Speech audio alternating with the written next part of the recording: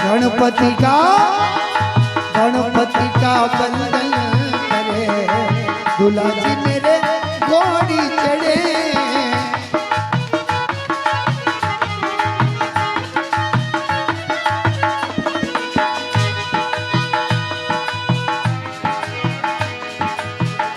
घोड़ी चढ़े, घोड़ी चढ़े, घोड़ी चढ़े, घोड़ी चढ़े। गणपति का वंदन करे, दूल्हा जी मेरे घोड़ी चढ़े। गणपति का वंदन करे, दूल्हा जी मेरा घोड़ी चढ़े।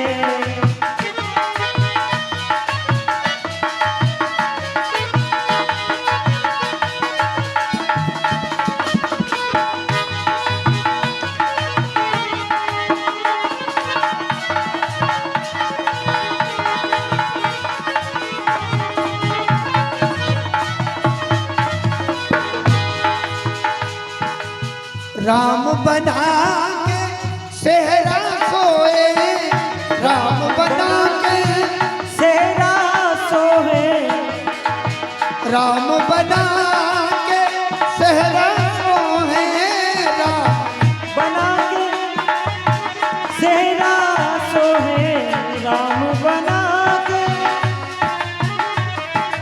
सहरे में नूमा चढ़े, दूल्हा जी मेरे घोड़ी चढ़े। सहरे में नूमा चढ़े, दूल्हा जी मेरा घोड़ी चढ़े। गणपति का वंदन करे, दूल्हा जी मेरे घोड़ी चढ़े। गणपति का वंदन करे, दूल्हा जी मेरा घोड़ी चढ़े।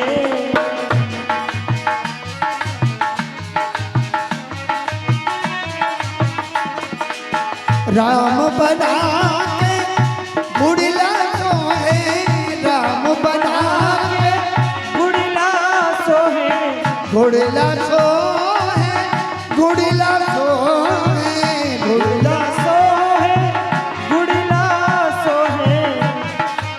और जीना में मोती जड़े, दूल्हा जी मेरे घोड़ी चढ़े। जीना में मोती जड़े, दूल्हा जी मेरा घोड़ी चढ़े।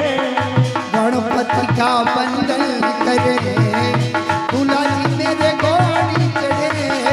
गणपति का करे, दूल्हा जी मेरा घोड़ी चढ़े।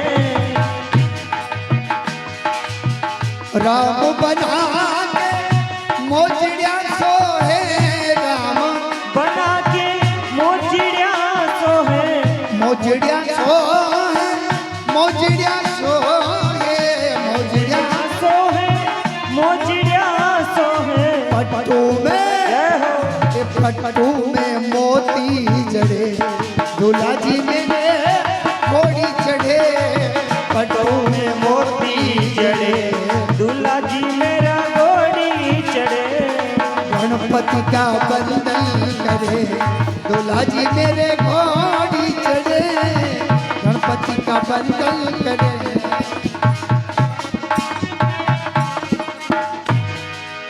बोलिए रघुनाथ जी महाराज की। ऐसे धूमधाम के साथ नारियां गा रही है। और इधर देखिए आप, महाराजा दशरथ जी बड़े प्रसन्न होकर के उस पत्रिका को लेकर कहाँ गए? गुरुदेव वशिष्ठ बापू जी के आश्रम। और कहा, गुरुदेव जो बिरवा आपने बोया है ना, उसमें फूल ही नहीं, ये फल भी लग गए। गुरु को भी बाप से कम मत समझे ना।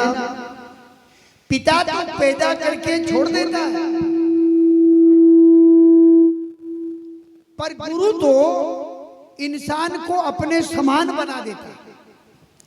ये अक्षर ज्ञान किसने सिखाया?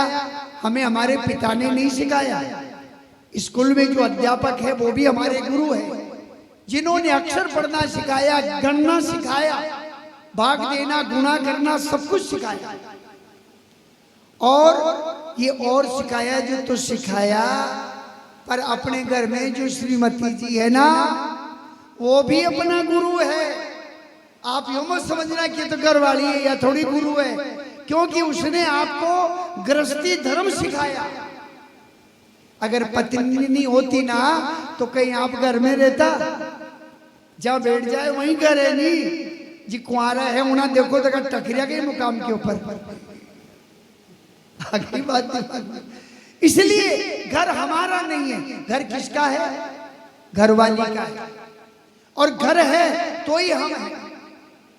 पत्नी सिखाती है कि घर किसे कहते हैं, घर में आए मेहमान का कैसे स्वागत किया जाता है, भूखों को अन्न कैसे दिया जाता है, घर में माँ बाप की सेवा कैसे होती है, भाई बहन की सेवा कैसे होती है, बहन भाणेज की सेवा कैसे होती है, और संतान को किस प्रकार से पाला जाता है, ये ज्ञान हमें घर वाली ने दिया। उसको भी गुरु ही मानिएगा। और बीवी गुरु ही है जो हर खुनिया में बैठा एक एक गुरु ले आओ मुँह पीबा सिखाऊं।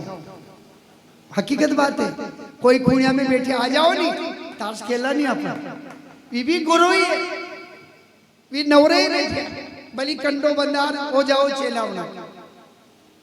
कोई ऐसे गुरु भी है जो आपको चोरी करना सिखाते हैं, कोई ऐसे गुरु भी है कि यहाँ कहीं करो रे, कहाँ दाड़की करवा जाओ, मारे हाथे चलो ये एक ही दल में जग कर लूंगा।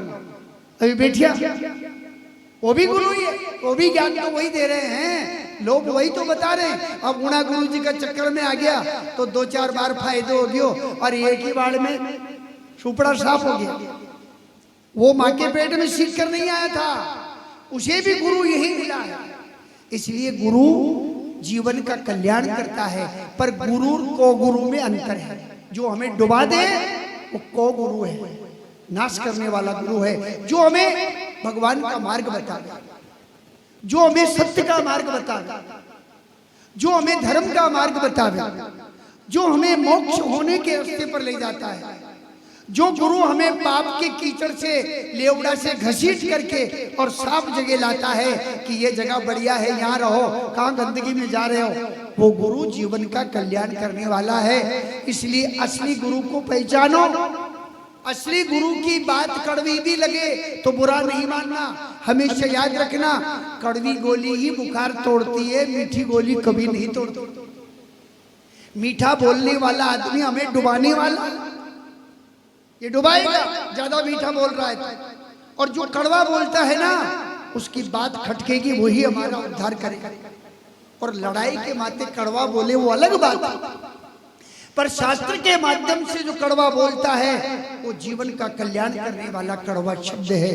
तो आइए आज खुशी के मारे गुरुदेव से कहा, गुरुदेव आपका चेला राम लक्ष्मण देखो ना कहां पहुंचे, मथिलापुरी में धनुष तोड़ दिया, परशुराम जी आए, शांत होकर चले गए और ये बारात बुलाई है। गुरुदेव ने कहा, देखिए भाई, अच्छा चेला पाकर के गुरु भी फूला नहीं समाता है, गुरु का नाम करने वाला शिष्य। तो उन्होंने कहा बहुत बढ़िया बात है, चलिए बारात लेकर चलना है और राम का विवाह सीता के साथ करके वापस अयोध्या में लाना है। पर पहले क्या करें, पहले महलों में जाओ, अपने कुल का रीति रिवाज करो।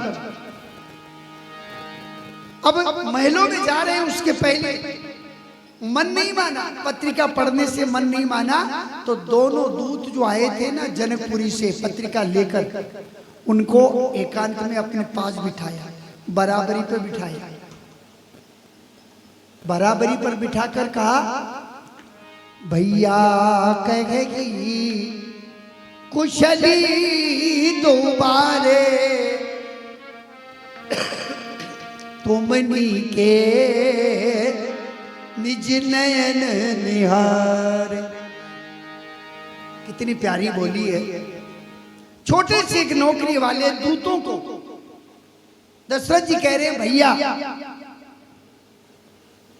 कहो ना, मेरे दोनों राजकुमार कुशल तो है। अरे महाराज, जनक जी ने उन्हें कैसे पहचाना? वहां तो बड़े बड़े राजा, बड़े बड़े महाराजा आए हैं। उन बड़े बड़े दिग्गज राजाओं में मेरे छोटे बालकों को कैसे पहचाना? जहां नगार खाना है ना, नगार खाना, वहां तूती की आवाज को कौन सुनता है? बड़े बड़े राजाओं में बच्चे को कौन नजरअंदाज करता है? दोनों दूत कहने लगे, महाराज तुम धन्य हैं कि राम लक्ष्मण जैसे पुत्र है आपके। आप कह रहे हैं कि कैसे पहचाना? अरे तुम्हारे पुत्र तो पुत्र नहीं है, सूर्य कुल के सूरज है। और सूरज जब उगता है ना पूर्व दिशा में, तो ये थोड़ी कहते हैं कि जरा लालटेन लगा के देखना रे धर्मराज उग गया कि नहीं उग गया। देखते हैं क्या? सूरज उगता है तो सबकी आंखें खुल जाती है कि भगवान उग गए। तो आपका बेटा तो सूरज है और आप कह रहे हैं कि कैसे पहचाना? अरे बड़े बड़े राजा, बड़े बड़े धीराजा नाक रगड़ रगड़ कर थक गए, पर शिव का धनुष लेश मात्र भी नहीं हिला। वो तुम्हारे बेटे राम ने ऐसे तोड़ दिया जैसे मतवाला हाथी अपनी सूंड में कमल का फूल का डंठल सहज तोड़ देता है, इस तरह से एक चुटकी में तोड़ दिया। और आप कह रहे हैं कि कैसे पहचाना? खुशी का कोई पारोवार नहीं रहा। धन्य है भाई, धन्य है भैया, यही है बात। बड़ा आदमी किसे कहते हैं? जो अपनी वाणी पर कभी ओछे शब्द का प्रयोग नहीं करता। समझे ना आप? अपनी जुबान से कोई ओछा शब्द नहीं बोलता, उसे क्या कहते हैं? बड़ा आदमी, है ना? छोटा आदमी किसे कहते हैं? जो छोटी भाषा बोलता है, उसके बोलते ही पता चल जाता है कि यह छोटी खानदान का छोटा आदमी है। भैया कहे वो कुशल दो बारी, जुबान बता देती है कि ये किस कुल खानदान का है। कहा है कि कुलवान की परीक्षा अपनी शान से होती है और विद्वान की परीक्षा अपनी जुबान से होती है। परिवार में हमारे में बहुत सारी एक प्रथा है जो बड़ा दुख होता है उस बात का। बच्चे बड़े लोगों को भी तोंकरा देते हैं। मुझे ऐसा मालूम है, पत्नी से कहो कहाँ जा रही है लाड़ी? ए उनका रोटर देवा जा रही। खड़का उनका कहो, उनका नहीं खे के उना का खे दो तो कहीं फर्क पड़ जाए। उनका और उना का एक शब्द में तूकरा लग गया कि नहीं लग गया? एक शब्द में बड़प्पन हो गया। पिता पुत्र को कारे, बेटा बाप को कारे कहता है तो बोलो अच्छा लगता है कि बुरा लगता है? ओछा शब्द अगर बेटा बाप को बोलता है तो इस प्रथा को हटाओ, अपनी औलादों को सिखाओ घर में बैठ करके कि नहीं ओछा नहीं बोले। इससे हमारा ओछपन नजर आता है। थोड़ा कोशिश करोगे ना तो बच्चे सीख जाएंगे।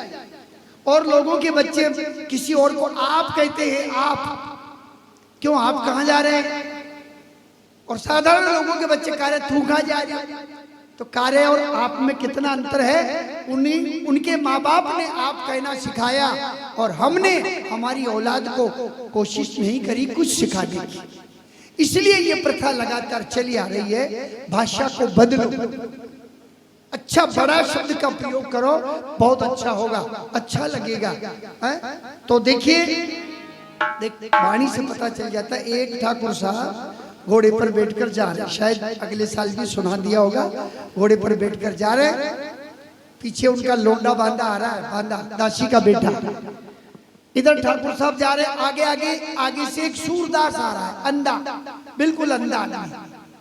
बराबरी पर आते ही ठाकुर साहब ने कहा जय राम जी की सूरदास जी। अंधे ने अंदाज लगा लिया कि सूरदास जी, इसका मतलब ये कि कोई खानदानी आदमी है और बड़ा ऊंचा बोल बोला है तो कोई ठाकुर होगा। तुरंत अनुमान लगा के उसने कह दिया जयराम जी के ठाकुर साहब, और हिसाब बिल्कुल सही बैठ गया। अंधे ने बता दिया, क्यों कि ठाकुर की जुबान ने कहा है कि ये ठाकुर का बोल है। जयराम जी की सूरदास जी, उसने कहा जयराम जी की ठाकुर साहब। अब ठाकुर साहब तो निकल गए, पीछे से वो बांधा आया दासी का बेटा। उसने कहा राम राम रे अंधा, राम राम रे अंधा। अंधे ने विचार किया कि यो है ओछा खानदान, इनकी माँ कोई और जात की है, अब बाप कोई और जात को है, नवी बड़ी पीढ़ी आ, तो उन्हें तपाक से कह दिया कि राम राम रे बांधा। उन्हें तुझे कैसे मालूम पड़ गया कि वो ठाकुर साहब है और मैं बांधा हूं? कि आंख का अंधा हूं पर कान तो है और बुद्धि तो है। तुम्हारी जुबान गवाह दे रही है कि तुम किस जाति के लोग हैं। उन्होंने कहा जयराम जी की सूरदास जी, मैंने ठाकुर साहब कह दिया, क्या गलत हो गया? और तूने बिल्कुल ओछा बोला कि राम राम रे अंधा, तो मैंने कह दिया राम राम रे बंधा। इसलिए अपनी जुबान से किसी को ओछा बोल मत बोलो। कोशिश करो पहले तोल और बाद में खोल। जिसने बिना तोले खोल दिया ना वो पछताते हैं। जो तोल कर बोलता है ना वो बोलता है, और जो बिना तोले बोल देता है वो बोलता नहीं है, बकता है। और बकने वाले को लोग कहते थे छन मुन रे क्यों बक रही हो? उन्हें ये थोड़ी कि क्यों बोल रही हो, क्यों बक रहा है? क्योंकि बोलना याद नहीं है, उसे बक रहा है, बकना याद। इसलिए बोलना सीखो, बकना बंद करो। जो आवे वही मत निकालो, पहले उसे रोको अंदर और तोलो कि इस भाषा के बोलने से सामने वाले के ऊपर क्या असर पड़ेगा। कहीं हमारी बात से इनकी आत्मा पर, इनके मन में कोई बुरा प्रभाव तो नहीं पड़ेगा, या हमारे शब्द से इनकी आत्मा दुख तो नहीं जाएगी। हमने तो फक से निकाल दिया, पर इनके ऊपर क्या गुजरेगी, ये तोलना चाहिए। थोड़ी आवाज बैठ रही है इस तरह से